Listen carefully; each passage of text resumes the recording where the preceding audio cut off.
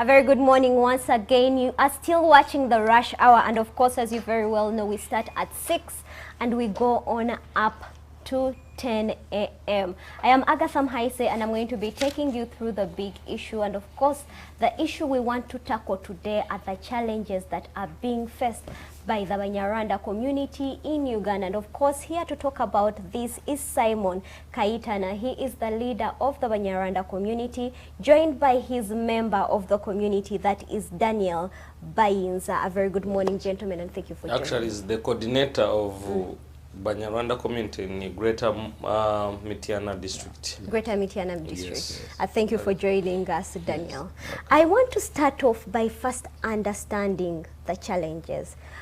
Simon, you are the leader of this community. What are these challenges that you're talking about? We have several. One of it is denying Banyarwanda their human rights of existence in this country. Two is that there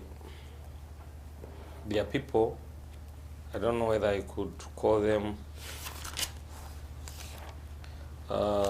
who assume to be having powers over others who are denying Banyarwanda their existence in this country. Who actually feel that Banyarwanda in this country, they are foreigners, they are not Ugandans. Okay. Forgetting about the existence of Uganda. Uganda was formed in 1962 as a republic. It got its independence in 1962. Very good. As a Republic of Uganda. Yes. We had kingdoms which were under protectorate, British protectorate. And those kingdoms, actually, part of those kingdoms included one called Rwanda, the Great Rwanda, where we get even our identity. You see, in Uganda, they are Baganda. Yes. In Ankole, they are Banyankole. In Bunyoro, they are Banyoro. Toro mentioned them, even including Acholi land. Now, with these colonialists, when they were drawing borders,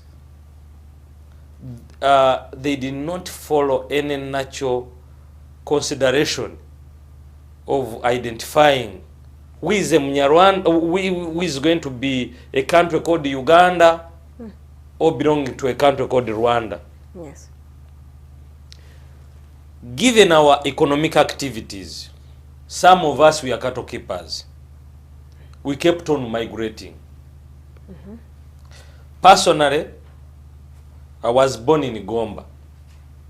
That is where I was born, and even my parents, my father. Yes, was born. But our great fathers, our great grandfathers are from Kabale. That is Kamwezi. They are still there. They speak Ruchiga, they speak Runyarwanda. They are there. Kamwezi Gachuchu. That is in Uganda. They were cut off by borders. We have got Banyarwanda in Uganda, in Masaka. We have Banyarwanda in Namutamba, where is coming from. Okay. We have Banyarwanda in eastern Uganda. There are even a place called Buchira. I have never reached there, in Busoga. Even in Busoga, we have Banyarwanda there. Yes. So, these Banyarwanda from those regions were not considered in 1995 Constitution. Why would you say they were not considered in the 1995 Constitution, yet the same Constitution recognizes Banyarwanda as a tribe in this country? Actually, it was listed as a tribe in Uganda Constitution. But given the policy, given the considerations in relation to the policies which are being used by immigration, they were not considered. They are talking about 1926. That a Ugandan, Munyarwanda, to be considered a Ugandan, he must be a member of indigenous community of 1926, of which 1926, one, we don't have any record talking about Who was who? Who was where? Who was who was where. That is one thing. Two, 1926, it is not recorded anywhere in classification of the tribes which were going to make Uganda. It was an event of drawing the last boundaries. Actually, I understand that they were now annexing the eastern Uganda onto the present day what? Uganda. Soro came in 1910. And you know very well that when you talk about the kingdom of Rwanda, Yes. it included the Ndorwa, Mpororo, it included the Chisoro. All those places had Banyarwanda. And the kingdom of Rwanda before the yes, demarcation. yes, before the demarcation. I want actually to explain this very serious to even the listeners, that Banyarwanda are not foreigners, as they may think. We are not foreigners. We were cut off by the colonialist. Even when they talk about 1926, the so-called territory, the protectorate, which they are talking about, it was managed by a company of Imperial British East African Company. Yeah. It was not Uganda by then. So I'm going to come back to you, Simon. I want to first come to Daniel, and I see his point of view. He says that Banyarwanda are not enjoying human rights. Yes. And they are not foreigners. Yeah. I want to hear from you. What are the challenges that the Banyarwanda community is facing in Uganda? Yes, thank you very much. Actually, Banyarwanda community in Uganda, as has been saying, there is a root cause of not enjoying their benefits or the rights as a Banyarwanda. As has been saying in the Constitution of Uganda, 1962, it was stating very well, and all the people who are born in Uganda by 8th October 1962, Yes. they're supposed to be Ugandans.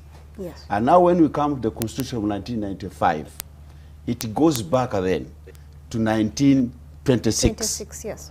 Your great-grandparents should have been here, one of the indigenous communities in Uganda, in 1926. So there is a contradiction between this Constitution of 1962 and 1995. Yes. So when the Banyarwanda go like acquiring some documents, like passport, they look at you and say, your names, because we have names of Banyarwanda. And maybe the look I don't know, because everyone can look like the other. Yes. But sometimes they look at you and say, you are Banyarwanda, and according to your name. So they say, can you clarify yourself? Can you prove beyond reasonable doubt? So they use visual aid to say you're this. Exactly, exactly. They look at you, like you now. When you go to internal affairs, they look at you, because the way you look, you are as if you're Banyarwanda. So they start to ask you. And you have to prove without the reasonable doubt that your great-grandfathers, they were here in 1926. And whereby there is no anyhow you can prove that one. There's no records. Even in internal affairs, they don't have the records about 1926 Yes. people who were here. And now, there you fail to prove how your parents were here or the grandfathers that you are here in 1926. And yet, we are listed in the Constitution of Uganda, 1995. And then when you say, I was born in Uganda, and then you prove you have an ID, you studied from here, you have all the documents, you can show that you have been here, you are born of Uganda. But they continue even to say, please continue to prove that your grandparents were here. And maybe they are died, they are not there. Even if they are there, who is now alive who was in 1926? That you can go and ask and maybe they come and prove. There's no way how. So that's how the Banyarwanda are suffering. So your issue is, if I Yes. may quote you right, is Right. you feel discriminated Yes. by the immigration's office. Exactly, exactly. But these are challenges that many other people face, not only Banyarwanda. Particularly Banyarwanda, because for us they ask us many questions as far as 1926 is concerned. And nobody whom I have ever heard of any other tribe, they ask, prove your grandparents in 1926. I have never heard any of them. If you have ever had one, that's good. But I have never had any of those who have been asked such questions. It's only Banyarwanda who are asked the questions. And after that, they say, go back to Rwanda to get the documents. You are not a Ugandan. And yet I was born here. And now I have an ID. I studied from here. I have all the good documents. And even you have the gratuity tax for our fathers, for our grandparents. But even if you prove them, you bring them here, they don't even accept. They say, you are a Munyarwanda. So that's how Banyarwanda are tortured or are harassed in the internal affairs. They cannot go and get like others. Do you have evidence of these people that have been harassed, as you call it? So many of them. I want to come back to you, Simon. What have you done about this discrimination? Actually, we have had so many meetings, including with the highest office of the president, with the Minister of Internal Affairs. This is the evidence. The meeting which we had with the Minister of Internal Affairs. I'm saying Minister of Internal Affairs, this is the agenda of the meeting that was had on November 2008. Yes, that was out of so many national IDs, passports, which had been confiscated from our community. Yes. How many? Actually, we had about 25,000 By then. by then. In 2018. In 2018. Yes. The day we met the president, we presented everything, even including a lot of humiliation against Banyarwanda. And he appointed one of his AD to make a follow-up. That is where that meeting was emanating from. And of course, even up to now, those people have never got their freedom. Their IDs are still Confiscated. actually blocked, not confiscated. They were confiscated from the border, but they are now blocked. Even if you say that you're going to make a replacement, those IDs are blocked. When you go to NIRA, they are Yes, when you blocked. go to NIRA, they are blocked. We had a meeting with the permanent secretary, who was called Ben, I don't know another name. We had, of course, the NIRA people, the directors and others who were present, even immigration, to try and sort out that problem. So let's first talk about this Rwanda community, first of all. Who appointed you people to be the leaders of the Rwanda community in Uganda? Right. So as a community, we come together because we are a community, recognized community in Uganda. Yes. In the constitution of Uganda. So we have a freedom of assembly. So the Banyarwanda organized themselves, or we organized ourselves, and we decided to choose leaders among ourselves, so that we can work on not only on this issue, but other issues as a community. So that's how we came up with this association, the Uganda Banyarwand Association. Then we elected the leaders, and one of them is here, Yes. our chairman. So that's how we came up with electing leaders so that we can solve some problems. Not only this, but even among ourselves. If there is any problem or any question or what, or like that, that's how we came up with an association. Your association. Yes, yes. So who do you represent in particular? Is it all the Banyarwanda All in Banyarwanda. Uganda, or also the foreigners who are actually born and bred in Rwanda but live here? All Banyarwanda in Uganda, all Banyarwanda born in Uganda and who are Ugandan. You see, culture does not have boundaries. Of course, when we talk about our culture, you see, people are confusing two things. Being a Ugandan, it has to be legal. Yes.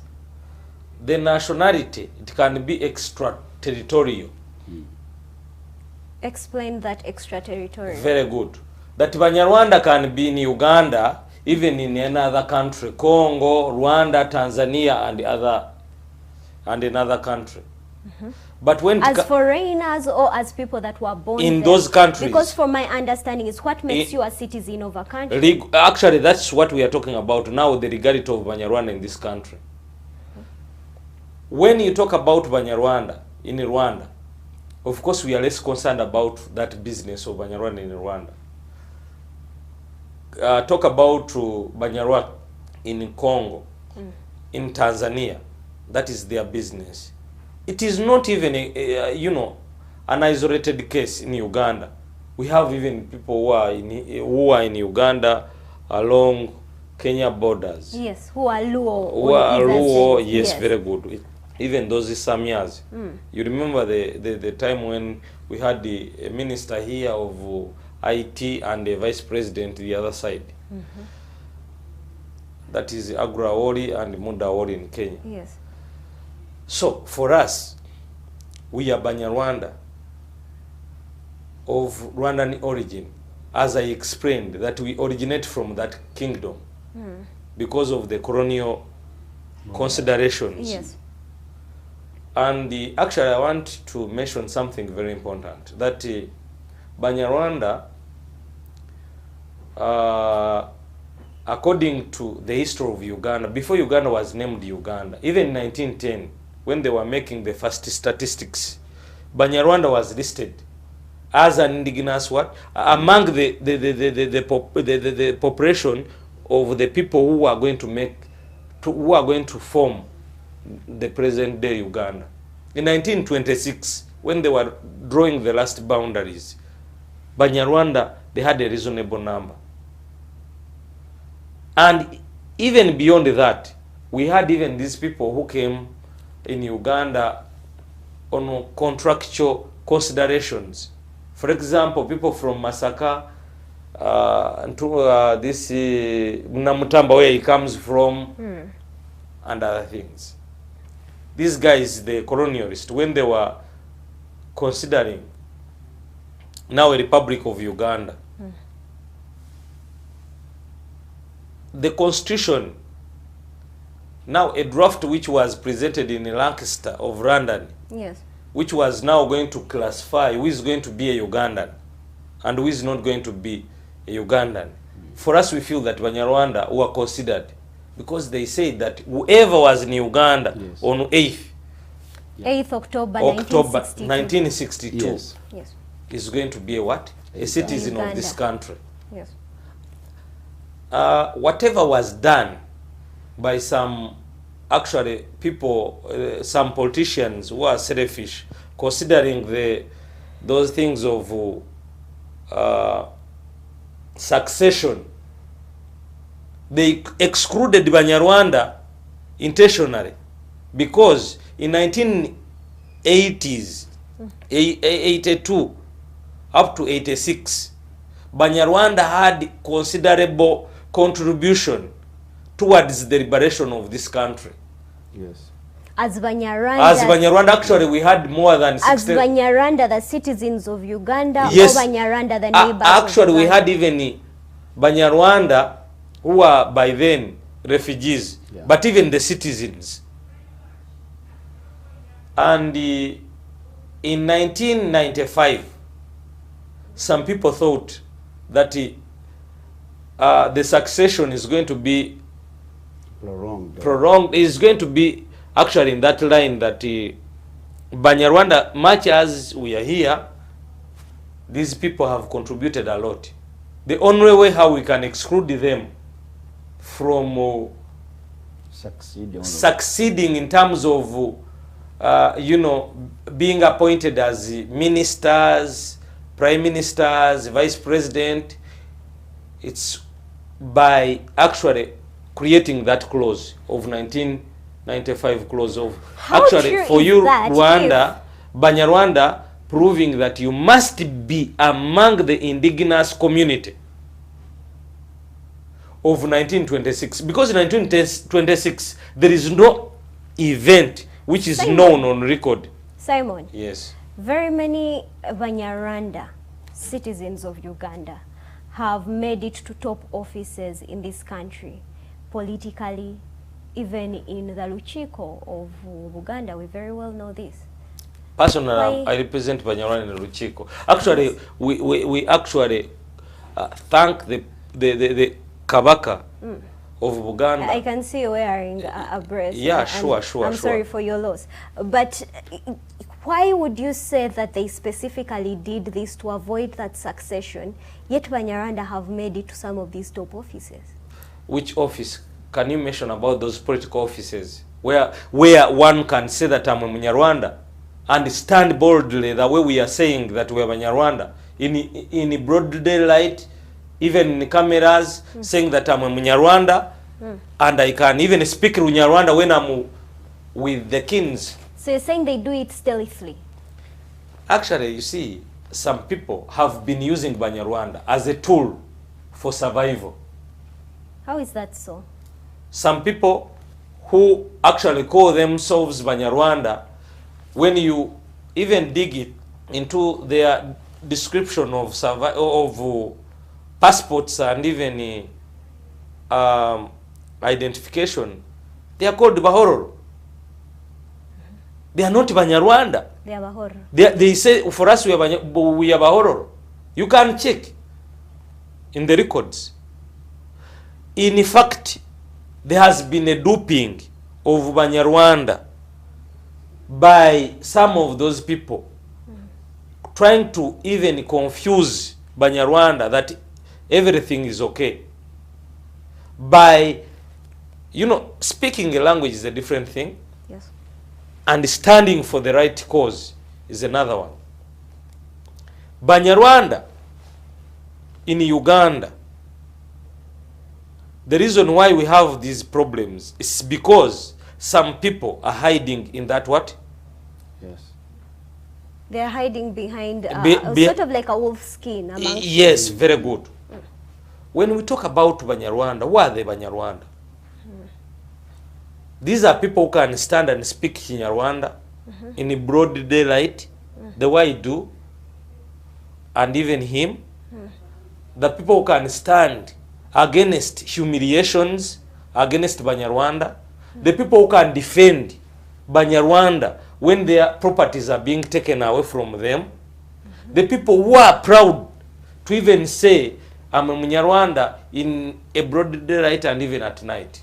Simon, I'm going to come back to that discrimination and of course harassment that you're talking about of Banyarwanda right after this break.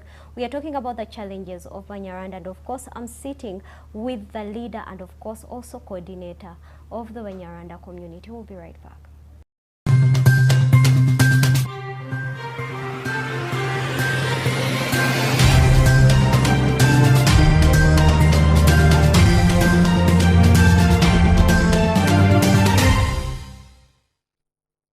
Welcome back from that break. I'm Agatha Mhaisa, and of course I'm still taking you through the big issue where we are talking about the challenges that are being faced by the Banyarwanda community in Uganda. So these people are people that are born and bred in this country. So they are supposed to be citizens because they are a recognized tribe in Uganda. However, they say they are facing challenges, especially at immigrations, whereby they claim their passports and national IDs are confiscated, requiring them to give evidence that they are actually citizens of this country.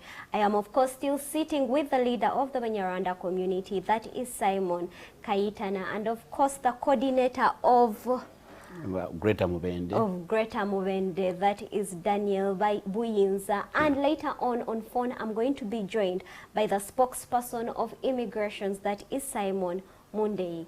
We were still talking about the discrimination that you face. Before I get into the discrimination, I want to bring in Daniel here. Yes. I hear there was a change in name from Banyarwanda to Vandemwe. What caused that? What is happening around there?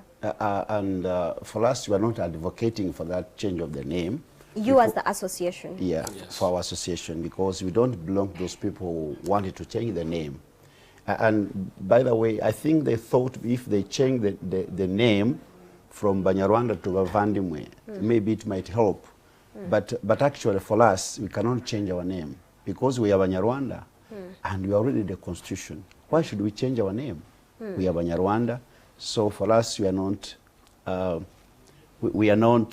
advocating for changing the name. Changing the name. Well, Yes. thank you very much, Daniel. I'm going to stop you there because Simon Munde, the immigration spokesperson, is joining us on phone right now. A very good morning, Simon, and thank you for joining us. Good morning, Urban TV, and thanks for having me this morning. Yes, we are talking about the challenges being faced by the Banyarwanda community. And one of the challenges they say they are facing is at the immigration's office, where they claim their passports are confiscated because they cannot prove, or you want them to prove that they are Ugandans. Are you aware of this? Thank you. It is true. Some of our brothers from that community have been having some issues at the passport office. Some of them, not all. Just because I will clarify and explain as follows. One, the immigration staff here have no problem with our sisters and the brothers from the other community. As you know, these are our people. These are people who were born here, raised here, went to school here, have done everything here. They actually do not know anything the other side of Rwanda. Yes. We know this. They speak very good Uganda, Lusoga. Some of them speak even my language. Yes. So we also get issues. Now, these are our people. Why do we really question their citizenship? But the problem that ties both of us, that community and us, is the law. We have a problem with the law. The law says whoever is born here to non-Ugandans, the father and the mother being a non-Ugandan, is treated as a foreigner. For instance, if the father is a Rwandese, maybe somebody who came from Rwanda, came to Uganda, settled here, and the mother also from the same community came here, settled here, they produced children, and those children are treated as foreigners. It pains us as immigration, because these are our people. We have gone to school with them, we have done literally everything with them. Yes. So, but the law says the Banyarwanda in the constitution, in the third schedule of the constitution, recognizes only those Rwandese, Ugandans of Rwandese origin, Yes. who were found here during the demarcation process of 1926. Yes. When they were demarcating the boundaries of Rwanda and then Uganda. Now those who were found in Uganda were treated as Ugandans of Rwandese origin and hence put in the constitution as Banyarwanda tribe. Now, the others, it is very difficult and cumbersome for an immigration officer to ask somebody who was born in 1990, for instance, 2000, and you ask such a person to prove that you actually, your ancestors, your Jaja or your grandmother, great-great-grandfather originated from Rwanda, but came to Uganda in 1926 February or before that. It's very, very difficult. So, the only advice I give my sisters and brothers, we are with them, and I will support them, and the Ministry of Internal Affairs supports them in lobbying either Parliament of the Republic of Uganda to change that law, so that whoever is born here can be treated as a citizen of Uganda, like it is in other countries like US, like Canada. Because when you go to Canada and produce children there, whoever is born there is automatically a citizen of that place. But here, the law ties us. You're talking about them lobbying the different leaders to have this averted in the law. But my question to you as one of the heads of immigrations would be, have you done anything on your part? Because these people believe that the people that were recognized as citizens of Uganda are people that were around before 8th October 1962, when Uganda got independence. However, you require them to have documents that prove their origin from 1926. The gentlemen I'm sitting here with have told me are third generation Ugandans. Have you done anything in your office to solve this? Yeah, we have also not just seated cross-legged here in the ministry. Because of these challenges we have been having time and again, we have made proposals. And what I have just told you is a proposal we made to Parliament. So we have not just sat. That proposal, we already sat. It is committees are already sitting. As I talk, we are moving around gathering views. We shall even approach those people. So it is very erroneous of our brothers and sisters to keep blaming immigration, to keep blaming Minister of Internal Affairs. But you're the ones that confiscate their passports and national IDs. Yeah, some cases have happened, which is unfortunate. But like I told you, it is all according to that archaic law, if I should call it. Yes. But all these can be reversed if these days they call them there's a name Bavandimwe. Bavandimwe, yes. If they can come, sit together with us, we lobby as a group, as a strong group to Parliament of Uganda, because proposals have already been made. Our legal department has sat down, has drafted all this I'm talking about. They're already in writing, and we just need their support, and this thing would be sorted. Otherwise, the issue of bashing immigration, the issue of bashing internal affairs, the issue of going to meetings and actually abusing immigration staff for being insensitive, for being very crude in the way they are doing their work, will not solve this problem. Because for them, they are actually following the law in place. So let us come together as brothers and sisters, because we are the same. Definitely we are the same, and their cries are our cries. We do not feel good when these people come cry here. Just last week, there was a girl who came. The father came from Rwanda in 1972. Yes. And the mother, they relocated to Uganda. These children were born here in 1994, 95, 96. There are 3 of them in the family. Now, it so happened that the parents also died from here. Now, these children have never left Uganda. They know Uganda because they have been in Zimbabwe all their time. They have their land there. They have tilled the ground there. Everything is Ugandan. I felt very bad to actually question their citizenship. But because the law says so, who am I to go against it? But then how come, if immigration is following the law, how come they have national IDs, meaning the National Identity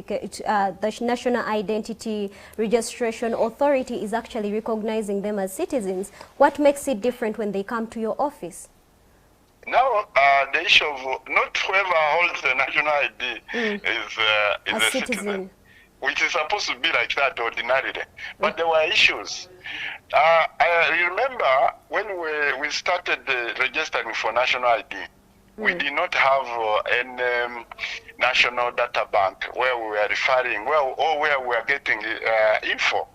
During that time, I remember I was in charge of Karamoja to try to talk to the public to come and register for national ID. We started from scrap. There was nothing. Yes. That was the time of Minister Leti Aronda Nyakairima.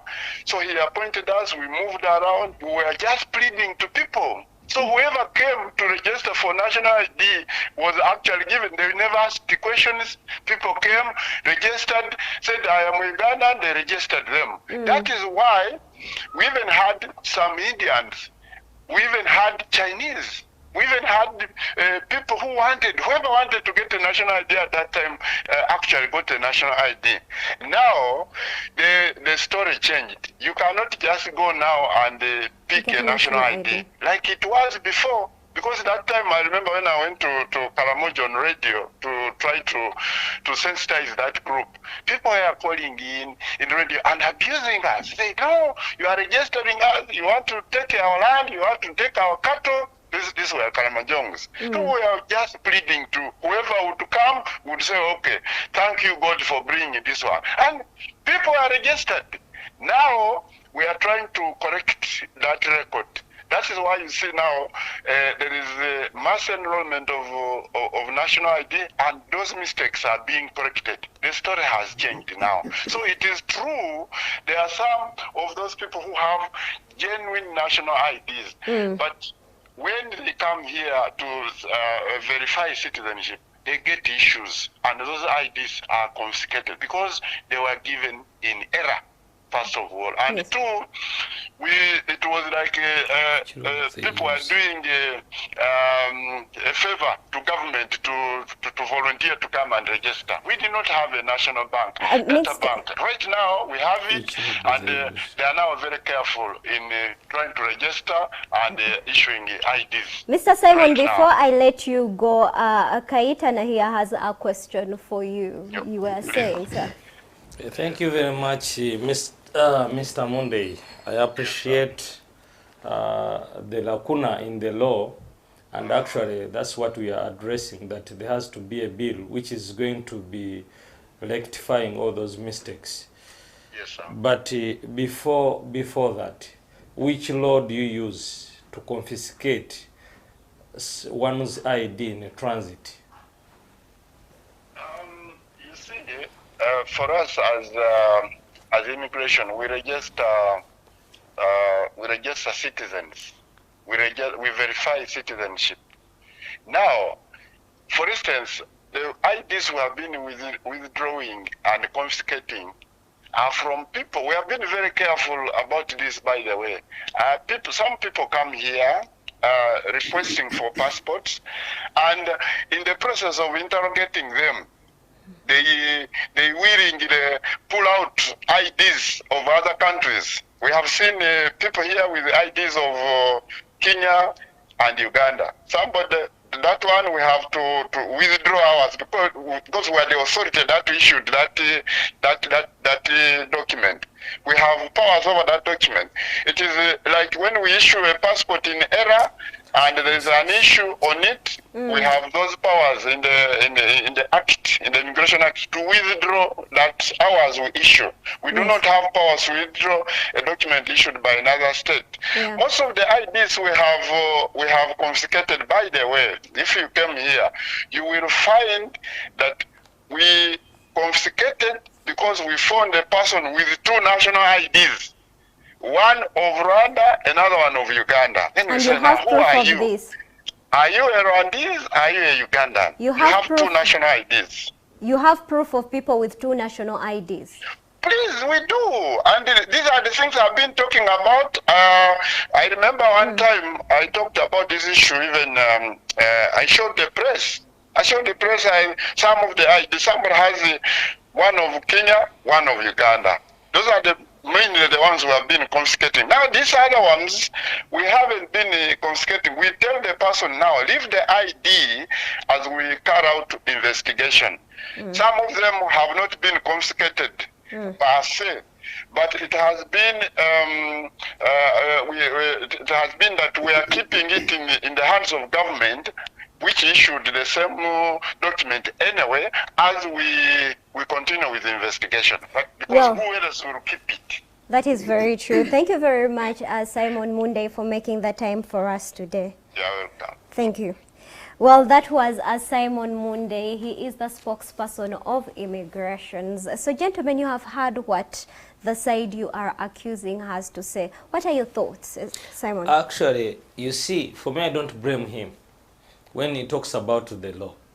And actually, that's what we are proposing, that we have a bill which is going to do identification and management of Banyarwanda and other roving communities. Yes. We are not being, specific on Banyarwanda, but there might be other Ugandans who are going through what we are going through Yes. in terms of citizenship, registration. But what I don't actually commend from the immigration is that sometimes they withdraw national IDs for their personal consideration, either by looking at you, and even some people might have even personal vendetta against others. You have proof of this as well? Yes, we do. Where somebody has been looked at, identified as a Mnyarwanda. Actually, before even going through the application process, yes, an immigration officer says, for you cannot get an ID, you are Mnyarwanda. Yeah. Those testimonies were in our consultative meetings at Sheraton. The meetings which you had at Sheraton. You had that young boy. Someone saying that for you, with the look, you cannot be a Ugandan. Two, I think as an organization of immigration, for us we are Ugandans. By the way, we are not even seeking anyone's permission to be one. We are Ugandans, and we believe we are Ugandans. No one can deny us your right to be a our Ugandan. rights to be one. Yes. I want to bring in Daniel here. How best do you think the government can differentiate between Banyarwanda born and bred in Uganda and those that are from Rwanda? Yeah, actually, the way to differentiate people is by documents. That's the only way. You cannot differentiate people by looking at them. That's a mistake they do in immigration, actually. Though it's mentioning such, but we have many evidences where the people, they go to immigration, our community, and they are looked at and say, the way you look, and actually it's terrible there because they if the ladies, they go there, you know, the ladies, the way they structure, the way they look, you raise up and they raise up, they say, you're definitely Mnyarwanda. So that's not the way. I think the way to differentiate people from Rwanda and people of the Rwanda in Uganda is by documentation, is by LOCs, is by local councils. Because this Banyarwanda, they live in the community in Uganda. There is LOC system, there is RD system, there is everything, and the security organs. They can prove that so-and-so is from here. And by proving that, there's a documentation which should be presented, either by the authorities or by a person himself or herself, that I'm a born of Uganda, I'm a Ugandan, this is my document. And this is the document from the local authorities. So that's how they can differentiate or discern between the Banyarwanda of Uganda and Banyarwanda of Rwanda. Actually, an addition to that, citizenship is legal. Yes. Not by ethnicity. Ethnicity can go even across. Yes. That is what the Mondays and others are using to now identify who is a Ugandan and who is not. The bill we are bringing today, it is to solve that problem. It's to address that problem of identification, certification, dignity, management, and protection of Banyarwanda community. That is the bill we are putting forward. That you're trying to solve. Yes, that is the solution of all this, of people not actually using the feelings Or their eyes. Or their eyes, even their thinking. You have a right to say that I don't like that person, but you must respect me. You understand? As a Ugandan. So, the bill we are bringing now, it is to actually solve that problem. One last question, Another of thing course, which I and want I would like to conclude this, Simon. One last question. Beyond this meeting that you try to have with Internal Affairs and, of course, the President of Uganda, what else as an organization have you done to address these issues? Actually, you see, when there is a problem of course people will raise their issues and even the solutions. One, some people proposed what you said of changing our identity or changing the name of our community or of our tribe. We said no. Our tribe has a history in Uganda which cannot be erased. Even you heard what he was saying Monday. I want to put this right. That Banyarwanda, we are very proud of being who we are. Yes. At all costs. Whether you subject us under whatever conditions, we can never change our identity, we can never change our name of our community. So when you rejected Because changing the name, what else did you do? we said we are not party to the group which is proposing the changing of the name. Because it is very, it is artificial, irreasonable, couth, and even inconsiderate. Because Banyarwanda, we have a history in our culture and values to protect, which must be respected by whoever thinks otherwise. Mr. Kaitana. Yes. So you had a meeting that you did not much was yielded, according to you. This idea of changing names was very unwelcome because you have a culture to protect. Yes. Have you done anything else? Actually, the reason why we are bringing this bill, Yes. it is against that background that we feel that Banyarwanda should not forget about their culture, but follow the law. As I said, that citizenship is legal. There has to be a law which can identify us as citizens of Uganda, not in any other way of convincing our community members to change or get assimilated to other tribes for the survival.